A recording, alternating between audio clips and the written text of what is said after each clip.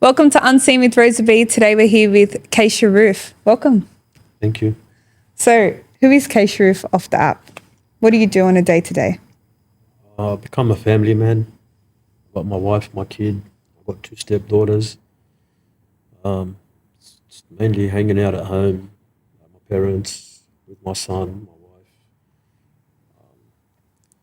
I've had a pretty bad life, so I've sort of cut ties with that life and I've moved on from it. Yeah.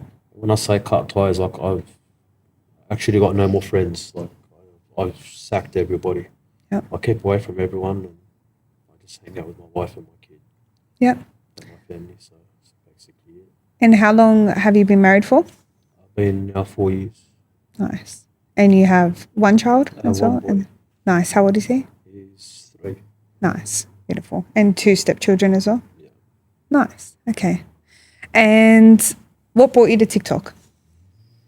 Well, I got out of jail 6 months ago, and I started to get bored at home. And like my main thing with me is that always sends me back is boredom. Mm-hmm. So I try to start looking around what I could do to break the time up. And I was just scrolling through on TikTok one night, and I seen a few boys I'd done time with, and they were doing good on here. So I thought, you know what, I can jump on here, but I can do it different.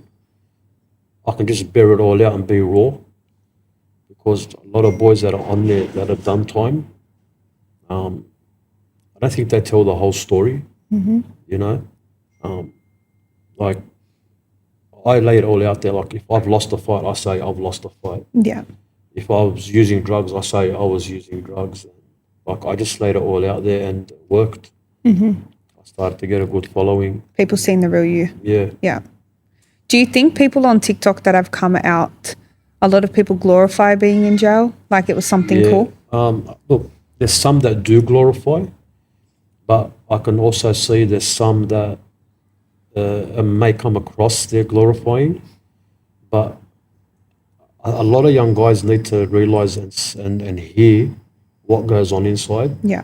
Like with me, when I talk about inside, it's not glorifying it. It's trying to install maybe a bit of fear For sure. into these younger guys that are, because you can see what's happening on the streets right now. Like you got Yeah. 15, 16-year-olds pulling drive-bys and unaliving people. Yeah. And they're going to end up inside at the end of the day. And you're not a gangster when you're by yourself, believe me. Yeah. You might be a gangster with 20 of your mates, but when you're in there, you're by yourself. I try to make that clear to everybody. So What's your advice for the young kids that want to live that gangster lifestyle? don't think your friends are your friends, because I can guarantee you this: the second you fall, there's going to be no friends.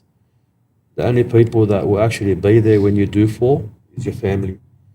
Like you can be on the streets, and I've been there. I've lived that gang life. I've been with crews, and I've heard 100 boys tell me, "I got your back," and you get locked up, we got you. We'll look after your family, so on and so forth.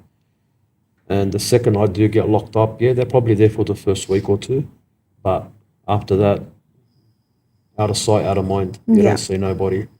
Like even with my past relationships that I've had, the second I, because every time I'll get locked up, it's always for something serious. So I'm always looking at doing minimum 2 year sentence. Yeah.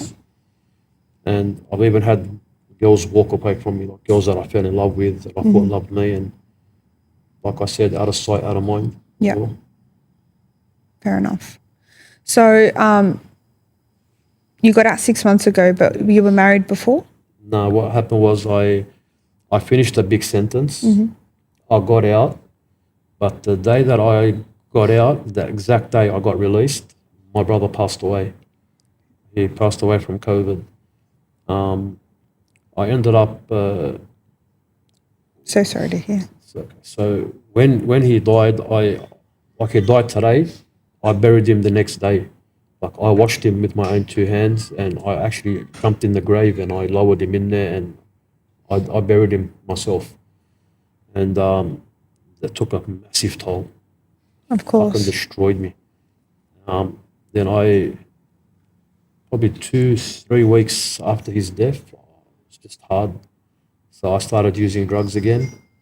I started selling drugs again. I went down a road that How many years ago was this?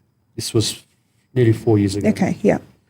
So I went down a really dark road, and I ended up getting like into the drug use like very deep, where the point of no return.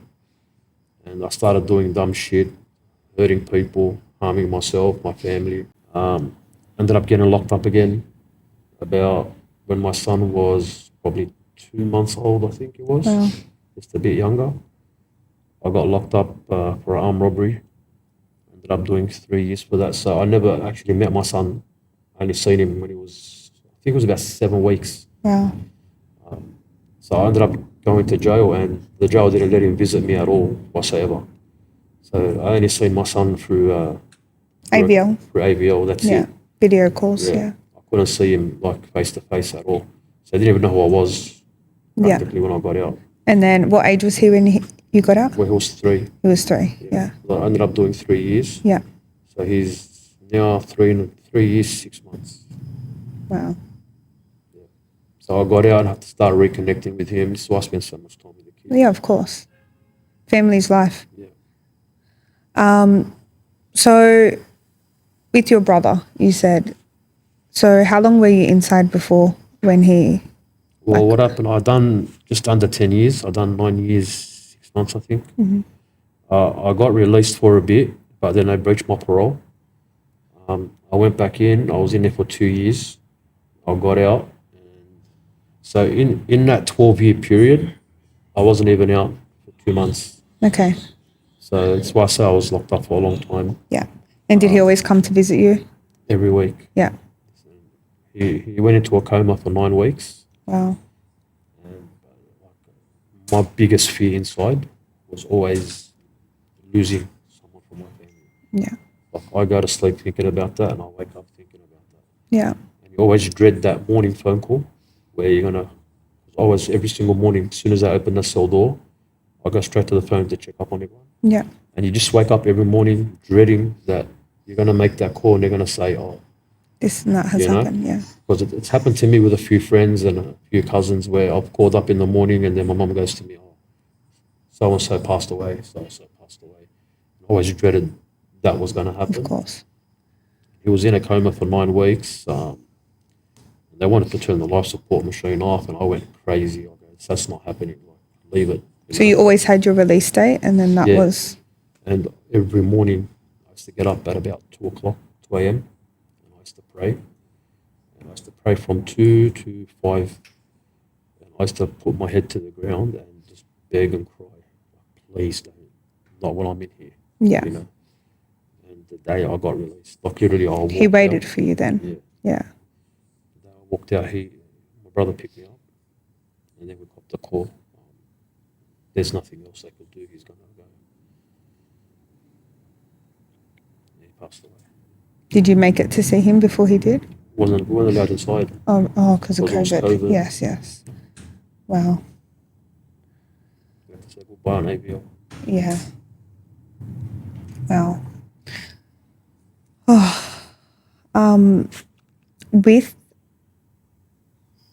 With all that, obviously you went through a dark period after. So now with like how did your brother's death obviously affect the whole family? Yeah, you. It shattered all of us because my family haven't been lived the best life. We've been in and out of jail our whole lives. Yeah. Right? So, and with my brother, he done a bit of time, but got out and pulled his head in and Yeah. got a job, got married, had 3 kids, and I started like I'm the oldest. I started looking up to my younger brother. How many siblings are there? There's me, my brother that's here, and one that passed away, and Yeah. my other brother that's in jail too. Okay. And like, he was the good one. I used to look up to him, and I used to actually envy the way he used to live his life, Yeah. and I wanted to become like my younger brother. Yeah. You looked up to him. Yeah, and not just that, he was there for me all the time. Yeah. So his death really took it got us all in a dark place, even my parents. Of course. Like, the house went just silent, it went completely dead. My parents were always arguing, and then listen to this story. So my brother's death, he passed away on the 5th of the 11th, 2021, and about between 5:50 and 6 p.m. So my son was born 1 year later, on the 5th of the 11th, between 5:50 and 6 p.m. Wow. So exactly 1 year to his anniversary. So I named my son after my brother. That's beautiful. And if you meet my son and you've met my brother, one, they look alike, and two, my brother's ambition and his hobbies was to build cars. Yeah. My son, if you look at all his toys, he adores fucking cars. Yeah. So when my son was born, because I was in a dark place as well, Yeah. my parents took control of him. Yeah. And he livened up the house. So Yeah. they went from being in a very sad and depressed place to being Having in a that joy, happier yeah. place. They got so happy with, especially the way he was born. Like, on that day, like, it was a big thing, 'cause Yeah. my parents are big believers. Like, they're Muslim. My dad prays non-stop. Yeah. And he goes, "This is all from Allah, all from God." And he just brought a massive change into our house. Now they're happy. That's beautiful. Yeah. It's amazing what one little kid can do. Yeah. Like, he's changed my life, put it that way. The reason I've got out and pulled my head in and I said, no more, I'm out of that life, is for my son. Yeah. I don't want him growing up on the streets like I did. Yeah. I don't want him going into that gang life, into that drug-fueled life. I just want to keep him away from it. And that's a big reason why I don't hang out with anyone For sure. anymore. I don't want to expose my kid to that. Yeah. And that's fair. Yeah. And so far, so good. Good on you. So you said you obviously went in and out of jail. What were your charges originally? Well, what did you go in for? Right, so it was mainly violence I would get locked up for. Yeah. I got a few armed robberies, but my main charge that I done a long one for, that was like just 9 years, 6 months, was shoot with intent to murder. I ended up getting that dropped down on a plea deal, right, with shoot with intent to cause serious bodily harm. Previous bodily harm, yeah. Cop just under 14 years for that, like top and bottom. And then you served 9.5 years Yeah, on the bottom. Yeah. I served 9.5 years on the bottom. Yeah. And that was because, right, with that charge, so I had that, and I had conspiracy to armed robbery, possession of 3 unregistered firearms, balaclava. So the reason the shooting happened is I had a drug run in my area. Yeah. And the lady that used to work for me was she was 9 months pregnant at the time, and the run wasn't on a phone. It was mainly just knock on the door, get what you want, and leave. But no one's allowed inside the flat. Yeah. So I put up a big, thick metal door, Yeah. and I put a hole in the middle where you just give her the money and she gives you the product, stuff. Yeah. And number one rule is no one's allowed inside. So one night, one of our customers bought something, and then verbaled her to use the bathroom. She fucked up. She opened the door and let him in. He walked into the bathroom, walked out with a syringe full of blood. He put it to her stomach, and he robbed her for everything that was in the house. I was in the city at the time partying, so she called me up crying. So we flew back to the area. She told us who'd done it. We looked for him, couldn't find him. I bumped into him 2 weeks later, and I ended up shooting him. My girlfriend at the time, the reason I got done is because of her. Really? Yeah, she ratted me out, practically stitched me in, and my driver at the time as well set me up, put a listening device in the car, put a GPS, put a camera. Wow. Right? Yeah, the coppers got to him and verbaled him, And the reason the conspiracy to armed robbery is because I was going to do an armed rob at the time. And on the way there, that's when they pounced on us and Wow. yeah, ended up copping a big one for that one. My last sentence was for armed robbery in the city here in Sussex Street. We've done a shop over. Once again, a close friend of mine ratted us out. Can't trust anyone, can you? That's what I try to say to all these younger guys. Yeah. Like, don't think your friends are your friends, because when push comes to shove, no one's going to do 10 years for you. All right? No one's going to do 1 year for you. Yes, it's easier said. All right? I can sit here all day and tell you, listen, I got your back. If you fall, I'll do the time, stuff like that. But it's not going to happen. Yeah. Why am I going to risk my freedom for yours? Like, you know what I'm saying? 100%. So this is what I always advise this younger generation. Don't think, look, I understand that life is glamorous, yeah? All right, you got money, you got cars, you got girls, all right, in hotels every night. Yeah, okay, it's good, all right? But remember something, what goes up must eventually come down. Yeah. And in that lifestyle, when you come down hard, Yeah. all right? And there's only two ways out of it, Yeah. out of that lifestyle. And what's it going to be? Dead or It's going to jail. be death or jail. 100%. You know, and if anyone thinks they're untouchable, that I've got 20, 30 boys behind me, just have a look at the past. Have a look at the bigger names, all right, that used to run the streets, all right? Where are they now? They're all buried. Yeah. You know, these are boys that used to think they're untouchable. These are boys that had millions upon millions upon millions of dollars, all right? Where are they now? Yeah. They're in the grave. You know, and you got other boys that are doing, I can sit here and drop off my head 10 names, all right, that are doing 1, 2 triple life sentences, Yeah. never to be released. So that's going to be your outcome at the end of the day. Yeah, for sure. I find a lot of these people, some of them do, but some of them don't. They all want to be a gangster until it's time to do gangster shit. Exactly. So you've been very open and honest about your jail time, things like that. What would you say that experience with being inside jail and everything that happened, what would you say that's taught you now?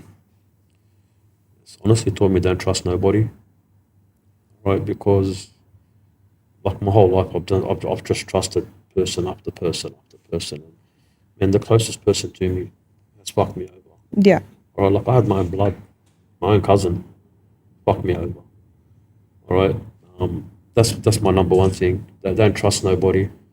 All right, if they're not your brother or your sister or your mother or father, don't trust no one. Because when it comes down to money, when it comes down to someone else's freedom, no one's going to give a fuck about you. Yeah. And I've learned to making money the easy way. There's no appreciation for it. Like I've made 20, 30, 40 grand sometimes. And I woke up the next morning with nothing. Like there's no appreciation for it at all whatsoever. So like, you know that saying, easy come, easy go? Yeah. You know, that's actual facts. Because you don't appreciate that dollar. Go work for a few hours a day, blood, sweat and tears, get paid that money and see how much you appreciate it. You get to spend it. You know what I mean? Because you've worked your ass off for it. So I've learned in that sense that hard work is better than making money the easy way, because it doesn't last. Yeah. You know, I've also learned that karma's a bitch. All right? When I say karma's a bitch, all right, so I've sold drugs my whole life. Yeah. You don't see what happens behind closed doors with other people. Like, someone will come and score something off me. Then I don't see him that day again. I'll see him the next day. Yeah. All right? So you don't know what harm you're causing behind other people's closed doors. Yeah. All right? But just got to look at yourself and look at the harm it's causing between you and your family. Yeah. All right? And then look at how many things you're selling a night, for example. Say you're selling 50 caps a night. That's 50 families that you've just literally fucked over. Yeah. All right? That you're causing dramas for. And not just that, how do you know that that person now that just bought something off you has not just gone and done something or overdosed or anything. and they're Yeah. overdosed and they're not here no more. Yeah. That's on you, Yeah. you know? And karma will always come and bite you. Mm-hmm. If it doesn't happen to you, it happens to someone you love. Yeah. So don't ever think you're free from it, you know? 100%. That's what all that has taught me. What was the moment when you realized your life needed to change? When I saw my son get born. Yeah. When I held my son, when he was born, like, seriously, when he opened his eyes. So you were there for the birth, right? Yeah, And then, yeah. I've heard a lot of people say it, talk about it. And I think, yeah, whatever. Yeah. But you know, until it happens to you, and that kid is born, and you're holding him, and when he opens his eyes and he just looks at you, Yeah. but they're so innocent, and you think like, fuck, man, like it's not all about me anymore. Yeah. Like You have to, Yeah. they're your life, like You know? you're their life. this is my responsibility. Yeah. I have to provide. I got to dress him. I got to change him. I got to do all this now. Yeah. So it's just not all about me. It's about him and obviously my missus. Yeah. So I actually pulled up before I got locked up. Yeah. You know, Yeah. I decided when he was born, like, I'm done. Yeah. I was too late. The damage had already been done. Yeah. Yeah, that's fair. So how difficult was it to rebuild your life after prison? It's still going. Yeah. It's fucking not easy. Yeah. I'm telling you, when you've been in that life, like since you were 14, yeah, and then all of a sudden you just turn your back on it and do a 360. It's a whole new life because, all right, you've got no more friends. Obviously, the friends you were hanging out with are all doing the same things still. Yeah. You know, And you don't want to be around that. you don't want to be around that because I know myself. The second I go back and into that lifestyle, I'm going to fall again. Yeah. You know, I just can't help it. It's been a part of my life, my whole life. Yeah. So what's the best way to keep away from it? Just avoid it. Avoid it. Yeah. You know, and the best way to avoid it is just to sack everybody. You know, only be around people that have my best interest at heart, which For sure. is obviously my family. Yeah. That's fair. What was jail like?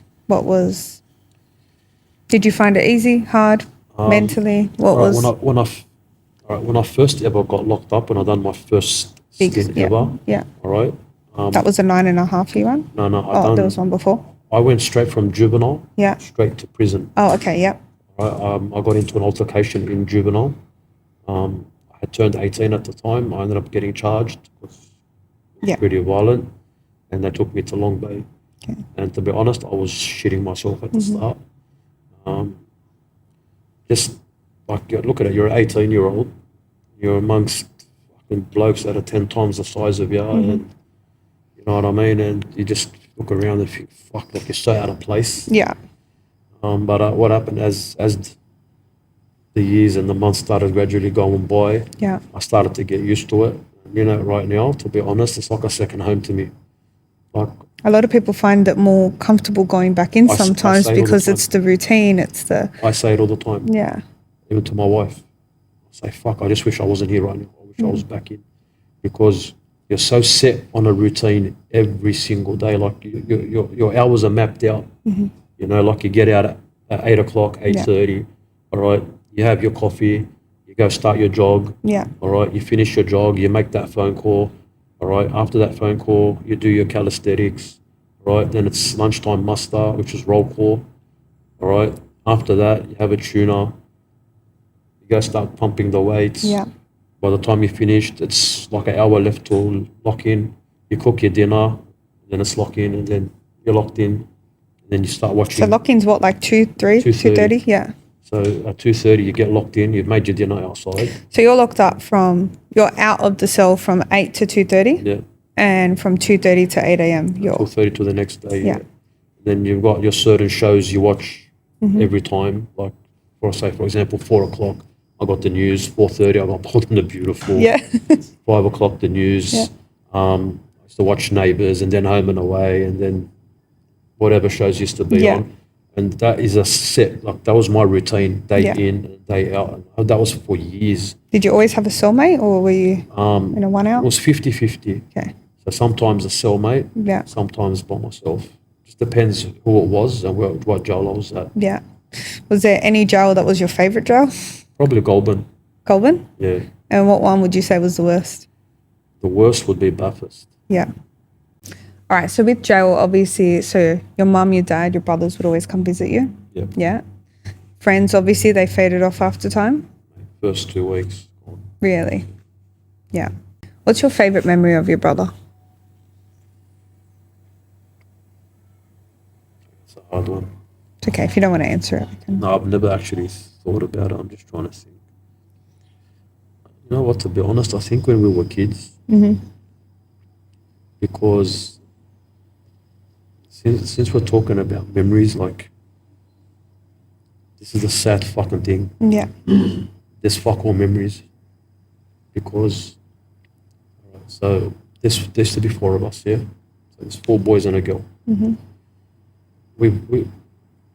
My family has never been complete for the last 25 years. What do you mean by that? All right, so it's either I'm in jail, they're all out, or I'm out and 2 of them are locked up, Yeah. or once again, I get locked up, 1 of them is out, but 2 of us are locked up. So we've never been a complete family. We've always there's always been 1 Missing or 2 from the, or 3 of us locked up at the same time. So we haven't been out all together in a very long time. Yeah. So easily about 25 years. Wow. You know, so we only see each other on visits. Yeah. And it's been like that since, man. So your mum has been visiting inside Yeah. her since. My mum's gotten sick because of all the stress. She's got Crohn's disease. All right, and the doctor said it to her, because you've been under so much stress. This is what's caused it. This is what I always try to say on my TikTok channel. Yeah. Yeah. And you're not hurting no one but yourself and your fucking family. You know, like, my mum is 16 years older than me. I'm 46. What's that make her? If you're 46, 62, yeah? she's 62. All right. Look at my mum now. She looks like she's 80. Who done that? We did. Yeah. You know what I mean? We've Yeah, for taken sure. fucking 20 years off her life. Yeah. And you think I don't kick myself every day when I see that? Yeah. This is why I always tell people, like, appreciate what you fucking got, because if you can go like that. My little brother is a big example of it. He was 38. He was 38 when he passed away. 38 years old. Wow. You know? I always try to make that clear. Like, it's not fucking worth it. Yeah. Right? No money in the world is worth losing your family over. Yeah. Especially your mum. You know? And people like this is what fucking does my head in. You know, we're always putting money, all right, before anything. Yeah. This is why my mentality's changed. I couldn't give a fuck how much money I got anymore. Yeah. As long as I can see my parents smile now, that's $1 million to me. Yeah. You know? That stuff can't be bought. It's Exactly. priceless. Yeah. So since being on TikTok, you've made an impact since you've been here Trying to. in a good way. Yeah. So how many podiums have you received since being on TikTok? Got 2 number 1s, 2 number 2s, and 1 number 3. That's awesome. And I've got about maybe 5 top 10, That's cool. How many followers do you have? 7,800, I think. Yeah. 7,700, I think. I'm not sure. And that's being on the app for how long? Just under 6 months. With your streams, what's your main target who do you feel supports you based on gifters and things like that? Who's your audience that comes in? Well, people that don't like drama, Yeah. because we all know how toxic TikTok is. Yep. Yeah. With my platform, I don't do drama. I've had 1 drama. We all know who that was with. All right, since I've been on the app, Yeah. and I actually lost viewers from that drama. Yeah. I had a lot of private messages telling me, like, "What are you doing? This isn't you." Yeah. I stuffed up. I fed into it. All right. That's a lesson learned. Sometimes you need to make mistakes to learn. So if you just come to my platform, you'll see my whole platform. It's about helping people. Yeah. All right. Like I said to you before, karma's a bitch. and I've always had a lot of fucking bad karma. And I'm trying to take the bad karma away so I could get some good. You know, Yeah. like I said, I got a boy.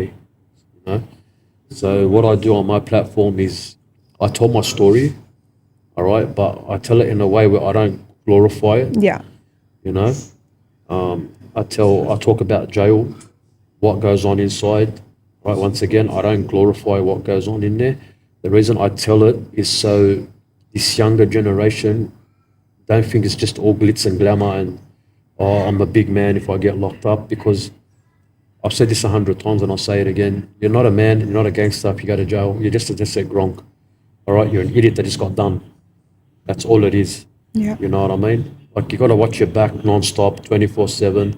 Sleep with one eye open. Like, bro, like, jail's not how it used to be. Yeah. Back in my days, man, would be hanging out, talking, all right, having a good time, Yeah. all right, having a laugh, and then it goes from 0 to 100 without even you knowing, all right? Like, I've been stabbed, I've been jumped. Like, something can happen at Goulburn between Lebos and Islanders, for example, Yeah. and then it kicks off in every jail. And sometimes you don't even know that it's kicked off in that jail, Yeah. all right? Some people find out before others. Yeah. And by the time you find out, you've already got a blade in your back, Yeah. you know? So that there, it was putrid in that way. I also try to help in a sense where I cook and I go out and I feed the homeless. Yeah. All right, I try to bring awareness to that because I've met a lot of people inside, a lot of very, very good boys Yeah. that have fallen on hard times. They actually get locked up themselves. So they got a bed and a plate of food, you know? Yeah. And these are good, like, decent men. Yeah. They've just fallen on hard times, all right? Their families have turned their backs on them and now they're on the street. So I try to go out there and Help and do as help much guys as you like can. that, Yeah. you know? Like I at one time we got them all sleeping bags and blankets because it was so cold, you know? I also buy toys and donate them to Westmead's Children's Hospital for the cancer kids. Yeah. Kids that are going through cancer. Not just that as well. I got a few people that come into my life that are from overseas, from Gaza, from Syria. Look, we know there's a lot of scammers on the app, Yeah. all right? But I make sure, like, before we help and donate, Yeah.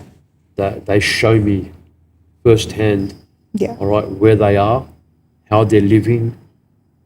Show me, like, how many kids do you have? Yeah. And for one lady, we raised $2,000. Wow. You know, that will feed her and her 5 kids for at least 3 to 6 months Yeah. over there. Yeah. You know, so it's my platform is mainly just about Raising awareness. raising awareness, Yeah. helping out people in need. I volunteer at a place in Bankstown Okay. where I pack hampers for families in need, and we cook for homeless every Saturday. Good on They go you. give it out. Yeah. Yeah, just stuff like that. Not just that, like, we have a laugh as well. Yeah. You know what I mean? I do a few battles here and there. Yeah. So it's just mainly helping, giving Good on back. you. Yeah. Like, because look, I've hammered my community. Yeah. You know, let's be real here. I've done shit go after shit go my whole life. You know? Robberies, shootings, stabbings, drugs. I try to give back now. So I try to It's a help. new chapter of your life, and you're Yeah. trying to Not obviously. just that, I want to show people that it's not too late to change. 100%. You know, like, I'm 47 this year. You know, Yeah. it's not too late to change. Look, I've been using drugs my whole life. All right. Don't get me wrong. It wasn't hard. It wasn't easy to stop. Yeah. Okay, when it's been a big part of your life. Yeah. All right, but I did it. Yeah. You know, and trust me, I had a lot of doubters, and I still got doubters till today. You know, I still got people till today telling me you're not going to last. You know, but you know what that does? It gives you more fuel. It just pushes me to Yeah. last. To prove them wrong. You know, so Yeah. I always say it. Keep hating on me. I want you to, because that just drives me more and more to Exactly. just to prove you wrong. If your mates or family were to describe you in 3 words, what do you think they'd say? Generous, caring, very loyal. Good. What's one thing that people would be shocked to know about you that you haven't told, or you're a pretty open book? I don't know how to answer that one. That means you're pretty open. That's actually a good question. I don't know. I practically bear it all out. So Yeah. there's nothing with me. There's nothing to the imagination anymore. Like when I've jumped on the app, I've revealed every little thing about myself. Yeah. Yeah, I've bared everything out. So Yeah. I've done that for a reason, Yeah. right? Because I don't want people coming back later and saying, "Oh yeah, but you done this," or "Yeah, you said that," or you know what I mean? Yeah. So I've just laid it all out. All right. So you've got nothing to come at me for. What you see is what you get. Exactly. Yeah. What's your future plans with TikTok? Or do you have any plans that you want to come from TikTok? Well, to be honest, I'm thinking of becoming a youth worker. Yeah. All right. I'm still thinking about it. All right, but it's a big possibility. And with my TikTok platform, I really want to use it to help. All right, I want to use it to help people. Yeah. All right, I want to. What words can I put it in? I want to try and use it where I can take kids off the street and stop doing like you got 14-year-olds that are getting paid $1,000 to go and knock somebody. Yeah. You know what I mean? Yeah. Like if we can help that one kid to stop and get them off, we're doing our job. 100%. You know what I mean? Not just that, I want my son to see what I'm doing because then he can follow in my footsteps. That's right. You're leading by example. Exactly.